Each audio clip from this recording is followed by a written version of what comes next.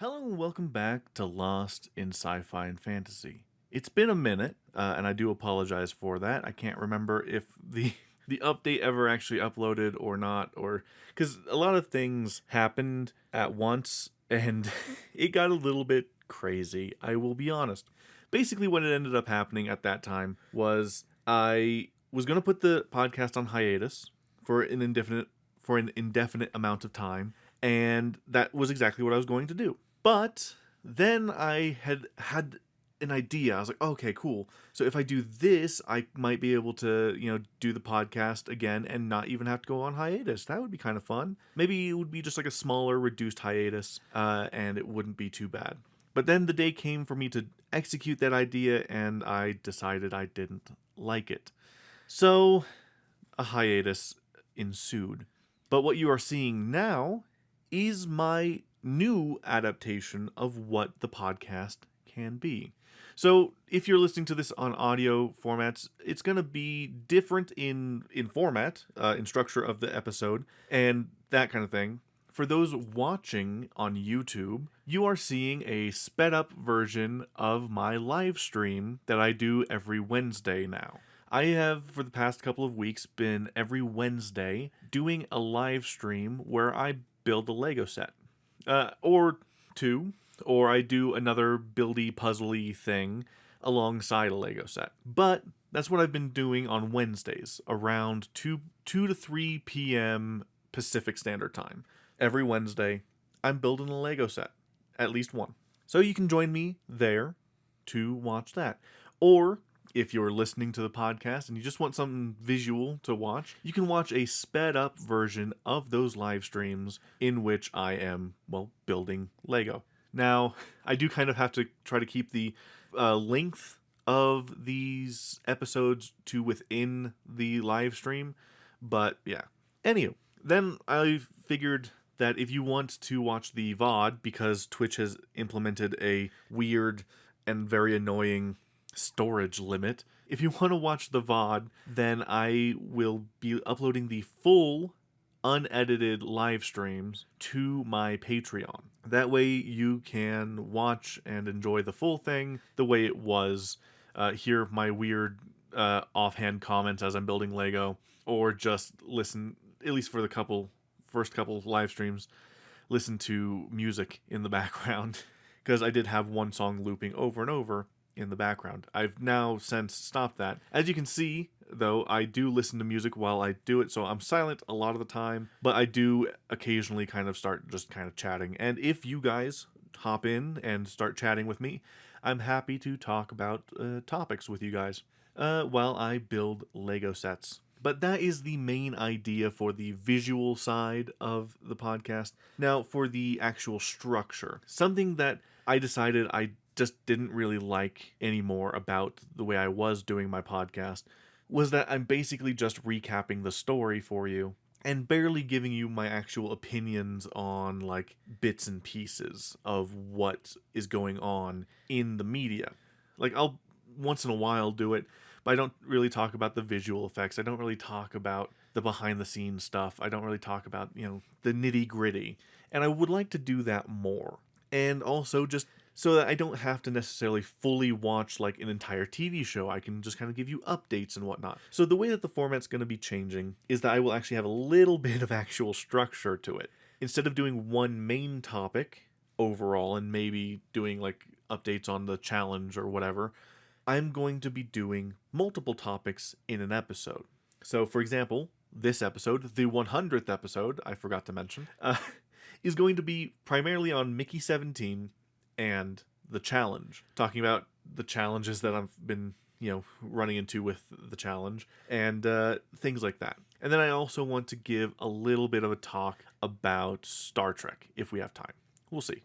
But yeah, that's the kind of idea that I've had just kind of banging around in my head for the past couple of days since I was trying to figure out what to do with the live stream. And something I liked the idea of was doing a fast forwarded version, but then I would have to get rid of the audio because it would suck. And also because Twitch shot me down with like 15 different copyright strikes or copyright notices in this live stream alone, I had to go through and like appeal every single one, because what I did is I used some music from Wintergarten. He allows people to use his music under an open license. So you can download his music from his website and you can use it. But Content ID being what it is, it still flagged it regardless. And that became a whole thing. So from here on, I'm just not doing that. As you can see, what I do is I listen to music, and I do have what I'm listening to up in the corner, so that you can, if you want to, during the live streams, listen along with me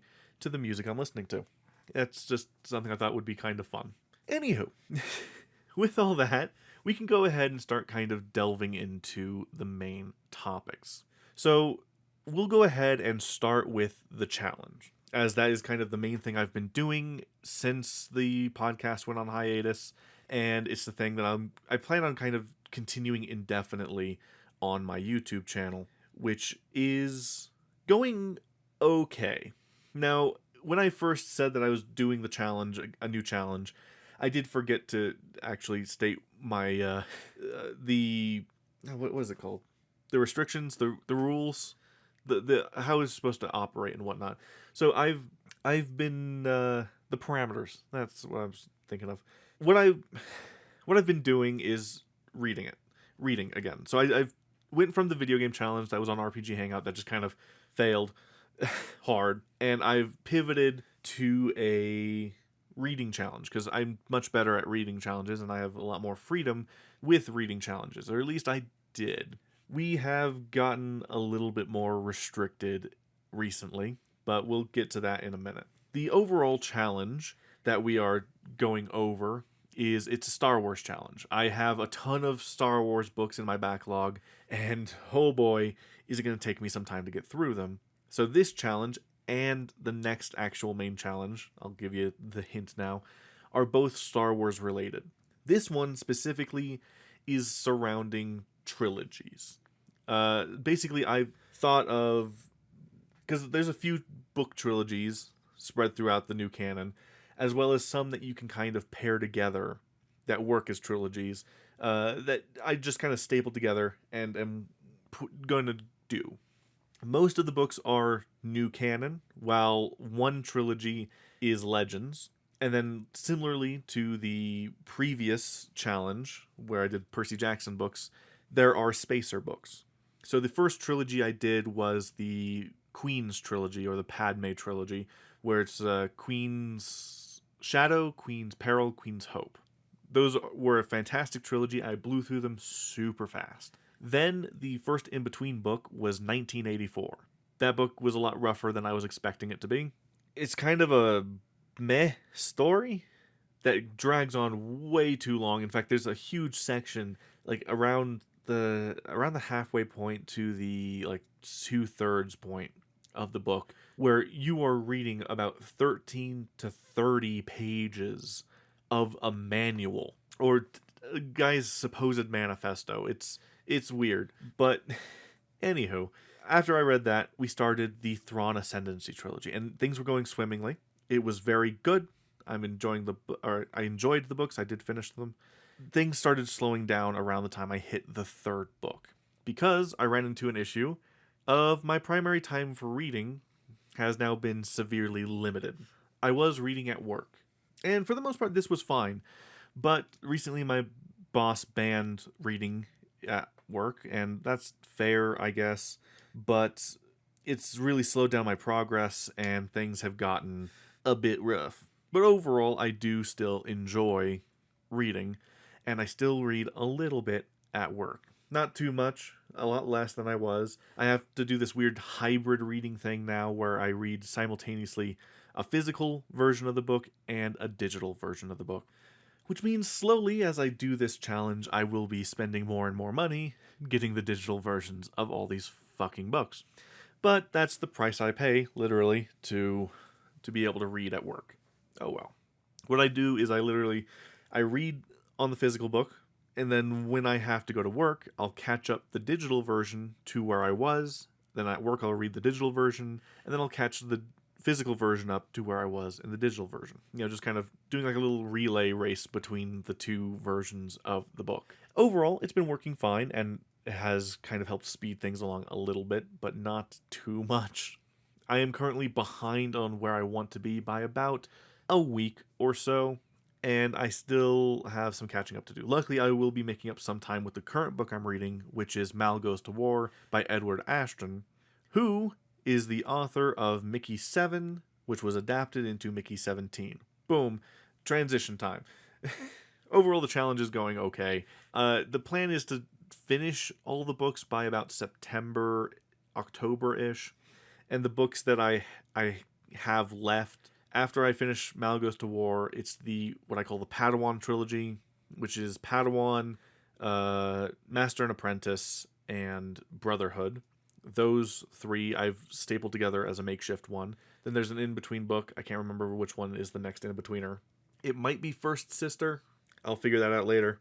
Then after that is the 40th Anniversary trilogy, or From a Certain Point of View trilogy, where it's the three From a Certain Point of View books together. Another Spacer book, which I think that one is The Invincible, I think is what it is. The Stanislav Lem book. Then after that should be the Alphabet Squadron trilogy, then Final Fantasy XV's book, and then the Thrawn trilogy, the original Thrawn trilogy. Those are the books I have stapled. Then I'll do an intermission time period where I'll try to work through some books. I don't know which ones yet, but I'll work through some books, culminating finally in me finishing the challenge, or starting the next challenge. Sorry. Anywho, back to the transition that I so eloquently set up but didn't take. Mickey 17 is a pretty good movie overall. I enjoyed it.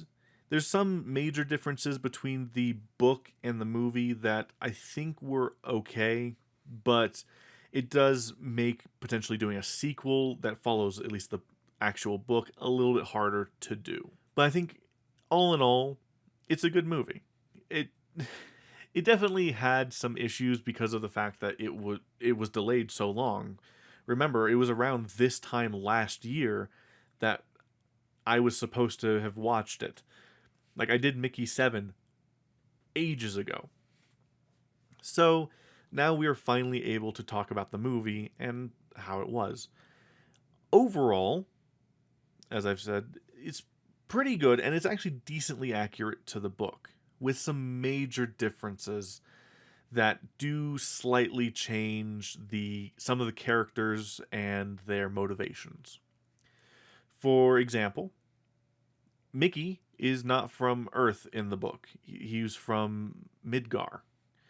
Midgar was this nice idyllic place where all of your needs were taken care of. There was no need to get a job because at the very least your basic living expenses and situation was covered.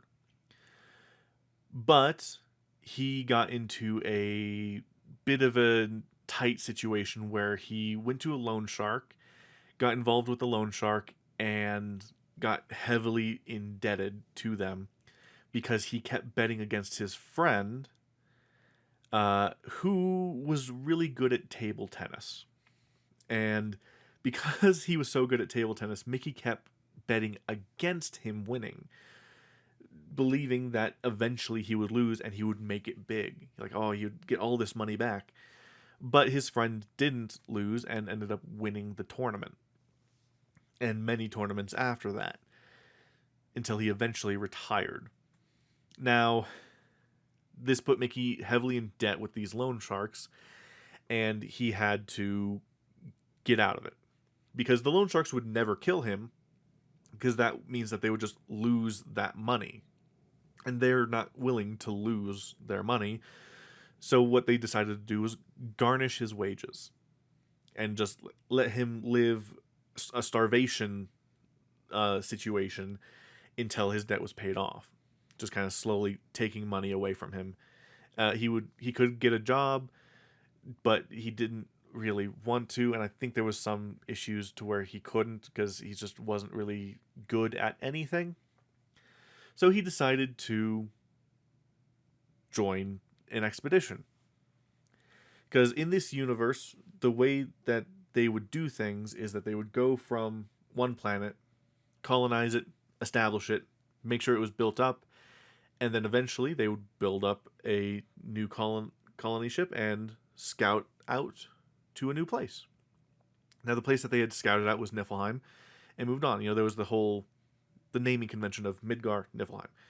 In the movie, he's from Earth, and him and his friend, I keep wanting to say Benny, but I believe his name's Beto, I think it is. But him and his friend, they tried to open a macaron business, or macaroon, and the idea was that his friend thought that they would become more heavily eaten than hamburgers. So they took out a loan with loan sharks, and they opened a restaurant that failed heavily, and these loan sharks definitely are willing to kill them. That changes their character motivations greatly. Because the whole point of them joining the expedition was to escape this, or at least it was Mickey's reason for escaping. His friend was just he just joined because that's what he wanted to do. It was like one of his things that he just wanted to move away from table tennis and do something a little bit more substantial. And he felt that flying for an expedition was a lot more substantial. Mickey, being Mickey, the only thing that he could get on the ship was expendable. In the movie, they've changed this to where he just grabbed the first job he saw. All the cool ones were pretty much taken and they got in easy. So he had to just grab a job that he just skimmed and was like, I'll do this, not really knowing what he's signing up for. In the book, he kind of does the same thing, but he did read it. He knew what he was getting into, at least a little bit. He just didn't think it would be quite so bad. Which he then finds out later, much worse. Then they changed some things, like, of course, the number of Mickeys that there were. In the book, there was 7. In the movie, there's 17. Which I think, overall, this is actually a better change. Because having more Mickeys in between would give you more information about them, as well as, there would definitely be Mickeys that just kind of came in and immediately left, with that little to no change. A big theme of the book is also just completely left out, which was Mickey coming to understand that he has been lied to by his friends a lot, essentially, especially his main friend, who got him into some trouble, technically, in a roundabout way. Because in the book, Mickey asks him, like, how did 7 die? When he is 7, and Beto thinks he's 8. And he says, it was quick, it was painless, I tried my best to save him, but, there was nothing I could do. When in reality, he just was like, I can't really land, sorry, bud, and then he fucked off. So there's that. That's completely gone. And they've introduced a new element in the film, which is this drug. I can't remember what they called it, but basically what it is it's this fuel cell or something from the flamethrowers that they take out into Niflheim to try and keep the creepers at bay. Now, this like little capsule thing, there's 2 per flamethrower and whatnot, and I think they call him Tio in the movie. But Beto, what he does is he sells it. He becomes a drug dealer in this like colony. The colony, by the way, is also just holed up in the ship, even though I'm pretty sure that they established at least like living accommodations on the ground in the book. Like it was actually like a little fortress, but I can't remember. It's been over a year since I read the book. Wow. But yeah, it's this situation where they've I don't know, he's established this weird drug ring, and the biggest change to the book is actually the commander. I believe it's Commander Marshall. In the book, he is a religious zealot who is this is like a pure military mission in his mind. The colony in general is like each colony is run like militarily. They establish a footing and then they start thawing out like embryos and whatnot to start getting people out once they've established a food source. In the movie, Marshall is not initially a commander, he is a failed politician. And he's very obviously like he's obviously Mark Ruffalo's like attempt at a Trump impersonation, which works decently well. And basically what it is as they're going through and setting up the colony, the reason he did this was to because the story behind the colony in the movie is that he put together this colony, and he's also the one that pushed for the use of expendables on this mission to basically get a bunch of people that support him out and to establish their own colony. That way he could have more control. Basically, an entire ship full of yes men to get him what he wants, which is power, of course. But he doesn't fully believe in like the religious stuff. He just uses it as a tool to manipulate the people. Of course, calls Mickey an abomination, yet is the one that highly encouraged the use of the expendables, with the promise that if something were to happen, he would, completely erase Mickey and so on and so forth.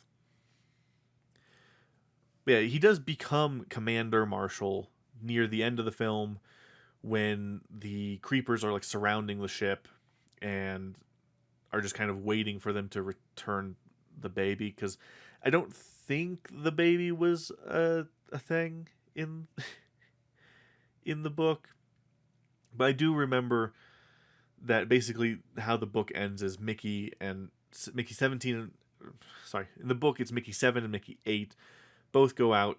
Mickey 8 ends up getting killed, and it's mostly because they just kind of the creepers just didn't know that killing was bad, essentially.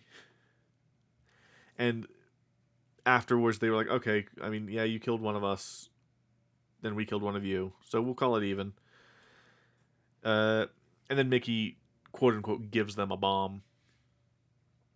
The quote unquote bomb in the movie is that the creepers have this, they can screech at such a pitch that it would just start popping human heads and it would just utterly destroy the colony.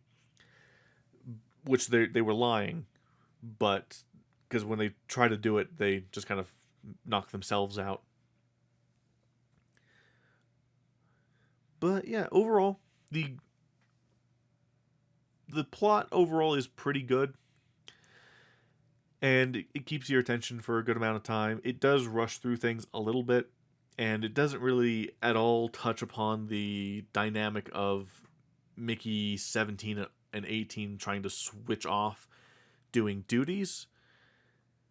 I mean, to be fair, in the book, Mickey 7 almost never was not the one working. It was almost always him going out and doing stuff and helping out other people, while 8 just was like, man, I need to rest, man. I'm tired. In this one, they've made Mickey 8 more violent. The idea being that the clones, the expendables, when they are printed out, they have slightly different personalities, which I think is a theme that was slightly explored in the book, but not really touched upon at all. And the biggest thing that's going to make it to where there is not really a chance for a sequel is two major things. One, they killed Commander Marshall in at the end of the movie, where in the book he survives. And two, they absolutely fucking blew up the printer so that no more clones could be made. So, and seeing as the next book, I haven't read it yet, but I have read the very beginning. It starts with, "Hey, I think I just saw myself in the hallway. I think I just passed myself." So, yeah, it kind of needs another Mickey clone to work. We'll see if they end up doing a sequel. I don't think they're going to, but overall, it was a pretty good movie, and I think I would like to see what they might do for a sequel. Now, as for the like CGI and whatnot, overall, pretty good.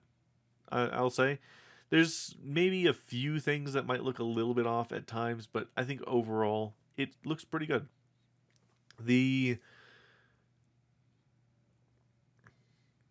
the creatures are like these little worm guys, the creepers.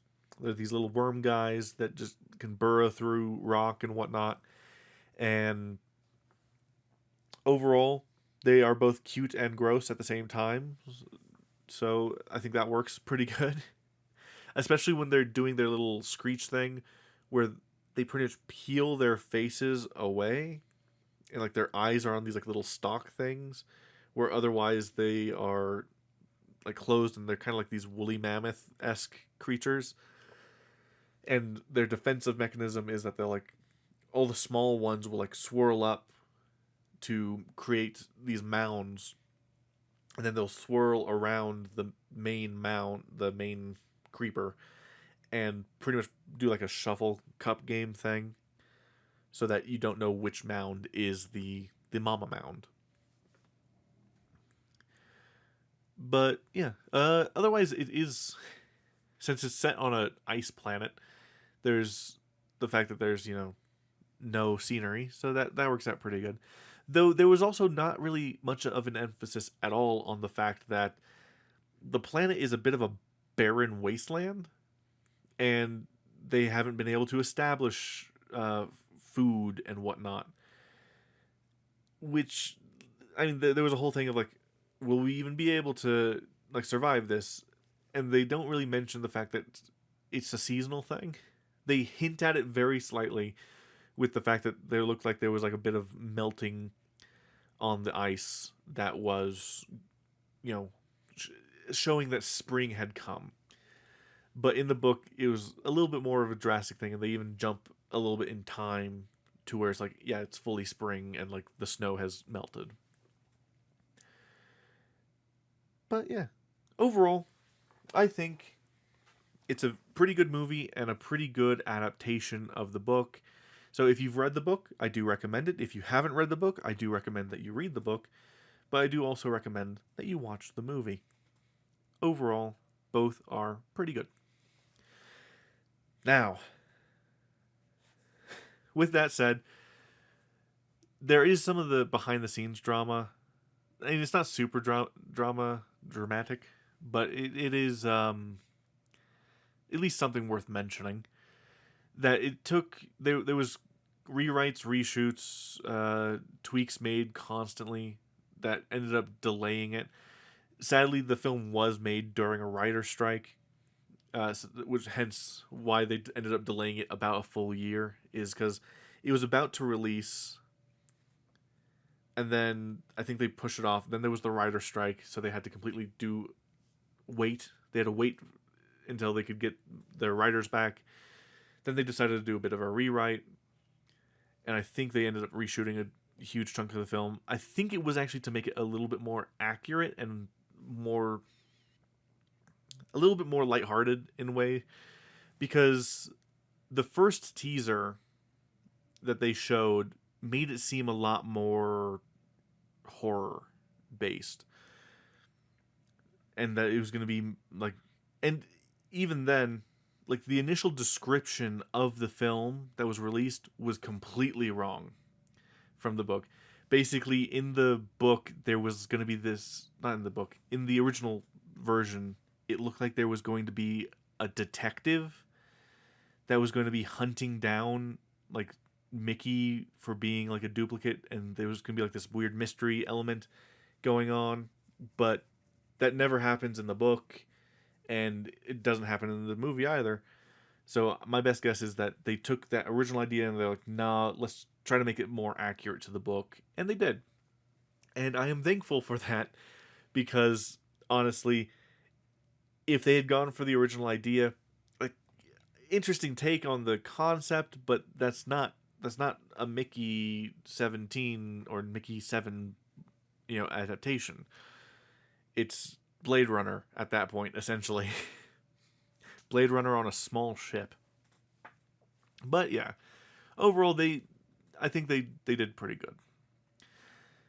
Now we do have some time left, so let me kind of gather some of my thoughts about Star Trek.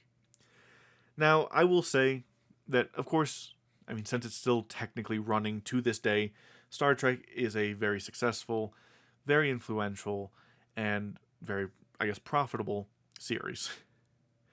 But boy howdy, is it rough trying to start from the beginning.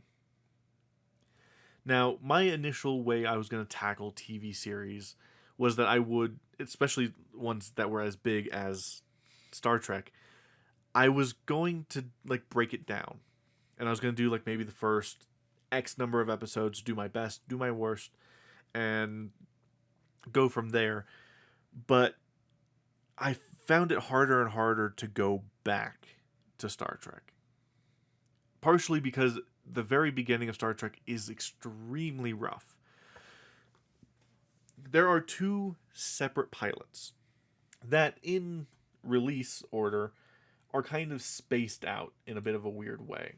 The way that they did it is they did the initial pilot, which was with Captain Pike, and that didn't test super well. So they ended up doing a second one with Captain Kirk that, in the release order, is I think the 4th episode of the original series. The way it goes when you get the original series nowadays is that it goes the initial pilot with Pike, then like 2 unrelated episodes, finally followed up by the original pilot. Oh no, it's the 3rd episode. Sorry. So, the first episode is called The Man Trap. It's not terrible, though it's also very hard in general trying to rewatch this series from like a modern perspective. You know, you go out and watch the first episode and you go, man, that's fucking sexist. And then you realize, man, this show's fucking sexist. But it's from the 60s, sadly, and that's just kind of how it was. And overall, it's not terrible, but that does get in the way a bit. Especially the first episode, The Man Trap. The whole theme, or the whole story, is that these aliens, these weird, like, brainiac aliens, are trying to... They capture Captain Pike, and they're trying to get him to breed with this woman that they have from this ship that crashed ages ago, and they're just trying to get them to do the do. And they flash him back to old like fights and whatnot that he had and whatnot, and try to instill in him, the urge to, one, protect her, ingratiate him with her, and then get them to bang. And it turns out in the end that, she survived the crash, but barely, and these aliens put her back together, but they didn't know what a human looked like, and there was no other survivors or remnants for them to know. So they put her back kind of weird, and I guess they were just trying to make sure that her bits worked. Basically, Pike says, "Ew, no, sorry," and then the alien's like, yeah, no problem, man. You also escaped fair and square, I guess. So I guess we'll just give her a projection of you that kind of accepted her and let her continue to believe she's pretty, I guess. And that is the initial pilot. The big issue that audiences supposedly took with the initial pilot was that it was too thinky, not enough action. And to be fair, a lot of it is like he is teleported to this planet where he's, fighting off this alien to try to protect her, and it's a recreation of a battle that he fought. And it's not a whole lot of actual action except for that like one fight and the kind of escape sequence, which is not much. Then following that episode is probably what I would classify of what I watched, which was only like the first 3 episodes, as the fucking worst episode. Basically, it's called Charlie X. I really didn't like it. Because basically what it is it's this guy who manipulates the people around him. He has this weird power. Essentially what ended up happening is that he was like a kid, like a baby on a ship that crashed on this planet or was destroyed by this alien. And he was essentially adopted by this alien race that aren't really there. And so he has this power to manipulate people that he gained from these aliens. And he's essentially run away from home because he wants to be amongst humans. And he really wants to be liked. So he's forcing people to like him. But when they push back, he gets angry. He gets angry and he makes changes and he hurts people. And the whole theme of the episode is essentially about like stern parenting, I guess, because they treat Kirk as if he is the father figure that this boy needs in his life, someone that can teach him the rights and the wrongs and whatnot. And it's very, very weird. Yeah, the lone survivor of a transport crash 14 years earlier. It's very odd, and it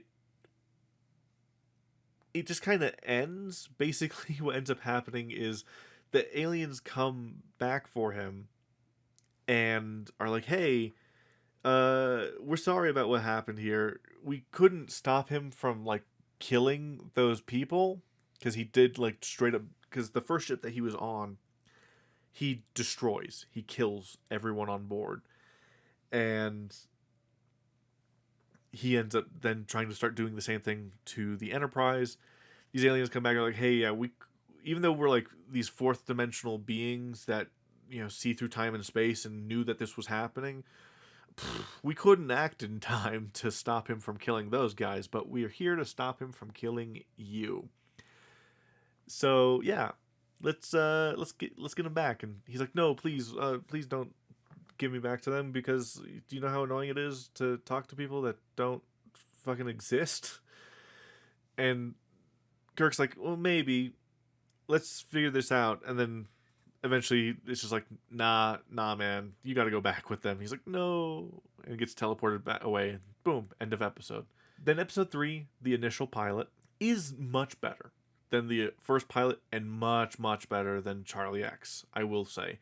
But the fact that you have to get through 2 47-minute long episodes, rough.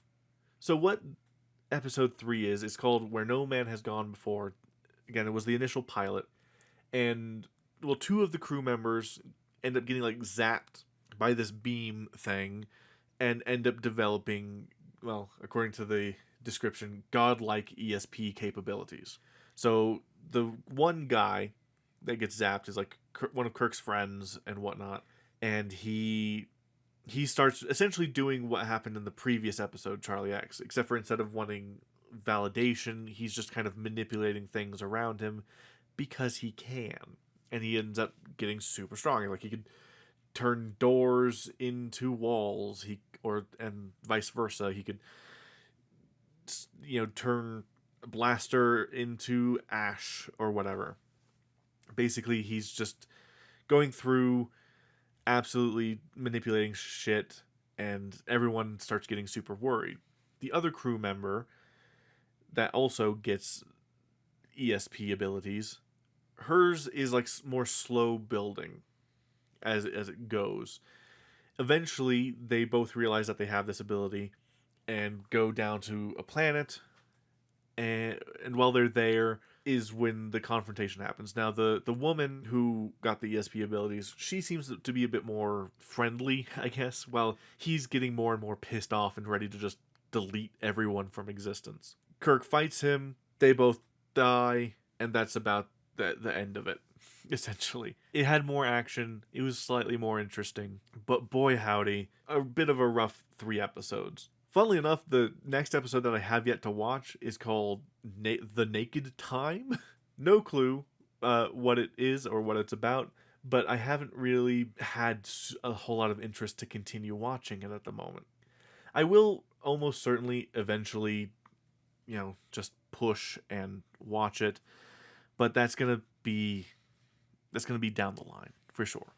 But yes, with that said, I think that is good. This is a new format, so of course, if you guys have any comments or whatnot, feel free to mention them. If you are interested in watching me build Lego on Wednesdays around 2-ish p.m. Pacific time, feel free to join me, and if you have comments and whatnot, feel free to either leave them on the video version of this podcast on Leo Legionnaire, or you can comment them during the live stream on Wednesday. Also, Leo Legionnaire on Twitch. And then if you want to see the Lego live stream that you just watched in fast forward, but at real time, feel free to go over to my Patreon, where that is available for you to watch. Anywho, with that said, thank you guys so much for listening or watching. I will talk to you guys next time. Goodbye.